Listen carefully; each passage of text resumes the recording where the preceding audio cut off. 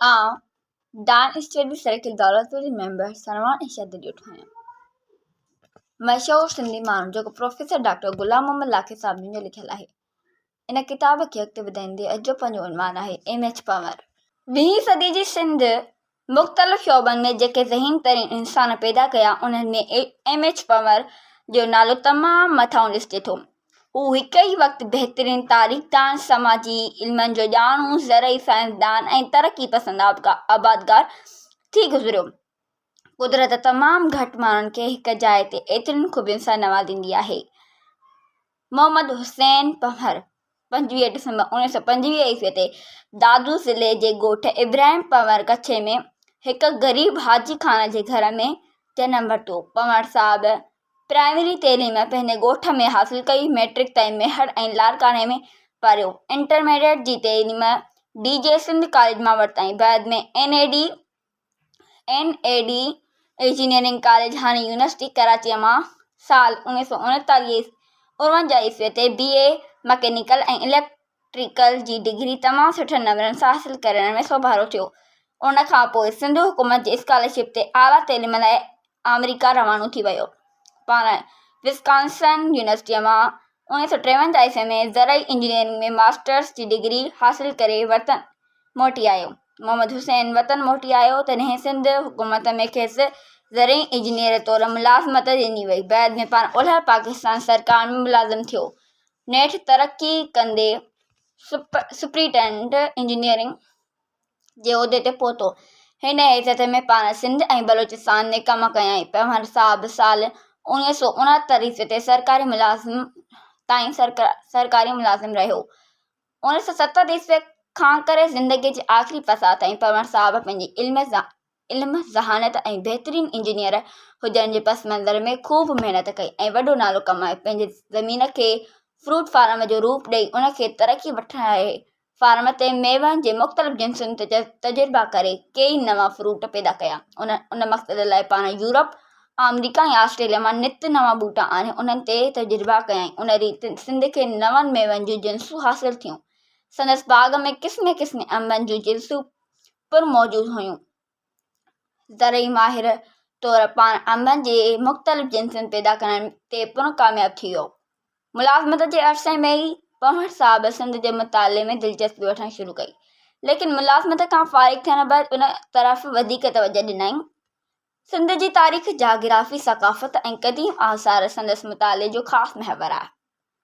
उन ॾिस में संदसि कुझु किताब हिन तरह आहिनि: सिंध ते मवाद, सिंध जी वाक़ियाती लुग़त, सूबरनि जी तारीख़ ऐं खीरथर वग़ैरह। पंवर साहिब जी लिखियलु आत्मकथा आप बीती जग बीती पिणु हिकु बहितरीनु किताब तस्लीम कयो वियो आहे। एम.एच. पंवर सिंध जे ज़ेर ज़मीन पाणी, जाग्राफ़ी, सिंधू दरिया ऐं आबपाशी निज़ाम ते पिणु तहक़ीक़ी कमु कयो। हिन ॾिस में संदसि के किताब वॾी अहमियत रखनि था। किताबनि खां अलावा पंवर साहिब सिंध जे हवाले सां जुदा जुदा उनवाननि ते समय मज़मून ऐं मुक़ाला पिणु लिखिया। पंवर साहिब जूं तहरीरूं अंग्रेज़ी ज़बान में हुजण सबबि पाकिस्तान खां ॿाहिरि पिणु पसंदि कयूं वयूं ऐं उन्हनि खे वरी शाया करायो वियो। मोहम्मद हुसैन जी तहक़ीक़ ऐं मुताले में नक्शनि, तस्वीरुनि ऐं ख़ाकनि खे ख़ासि अहमियत हासिलु हुई। पाण सिंध मुतलिक़ खोजना वास्ते मवाद हासिलु करण लाइ हर साल यूरोप जो दौरो कंदो हो। उन मक़सद लाइ अमेरिका, ऑस्ट्रेलिया ऐं कैनेडा जा दौरा कयाई। हिकु भेरे मुतालाती दौरे ते सोवियत यूनियन रूस पिणु वियो हो। मोहम्मद हुसैन पंवर ज़राअत ऐं बाग़बानी में सिंध अंदरि नवां लाड़ा पैदा कया। आम ज़मींदारनि खां हटी करे ज़मीन जे सार संभाल लाइ कमदारी ऐं हारी तरीक़े खां अलॻि थी मज़दूर ऐं पढ़ियल लिखियल ज़रई माहिर मैनेजर करे रखियई। पाण सिंध में मुरवजा ज़मींदारी सिरिश्ते खे ज़राअत लाइ हानिकार सॾींदो हो। पंवर साहिब ज़राअत ऐं ख़ासि करे बाग़बानी जे शोबे में पिणु नंढनि वॾनि किताबनि जो वॾो अंग पैदा कयो। हीअ किताब सिंध जी ज़राअत लाइ ॾाढा मुफ़ीद साबित थिया। ज़ाती तरह एम.एच. पंवर हिकु दिलेर ऐं हिमत भरियो इंसान हो। आलिमनि ऐं अदीबनि लाइ पंवर साहिब जो दस्तरख़्वान हमेशह कुशादो रहंदो हो। सिंध जे मसइलनि ते बुलंद आवाज़ सां ॻाल्हाईंदो हो। संदसि कुतुबखानो पिणु मिसाली हो, जंहिं में मुख़्तलिफ़ इल्मनि ते हज़ारें किताब ॻड थिया। संदसि इल्मी मान-मुर्तबे सबबि यूरोप जे कई इदारनि खे एज़ादी मेंबरशिप ॾिनी। हुकूमत पाकिस्तान ज़राअत लाइ कयल मिसाली ख़िदमतुनि सबबि एमएच पंवर खे तमग़ा इम्तियाज़ जो एज़ाज़ बख़्शियो। मोहम्मद हुसैन पंवर इल्मी ऐं अदबी दुनिया में एमएच पंवर जे नाले सां यादि कयो वञे थो। सिंध जे हिन ज़हीन फ़र्ज़ंद 2 शादियूं कयूं। पहिरीं ज़ाल मां हिन खे 4 पुट थिया, जे पोइ अमेरिका में वञी रहिया। संदसि वॾो पुटु डॉक्टर रफ़ी अमेरिका में जवानीअ में गुज़ारे वियो। हिन साने पीउ जी हैसियत में मोहम्मद हुसैन जी सिहत ते घणो नुक़सानु पहुचायो। ॿियो फ़र्ज़ंद सनी हुसैन पंवर हिन वक़्ति पंवर साहब जे इर्क़ी तरक़ीअ जो वारिस आहे।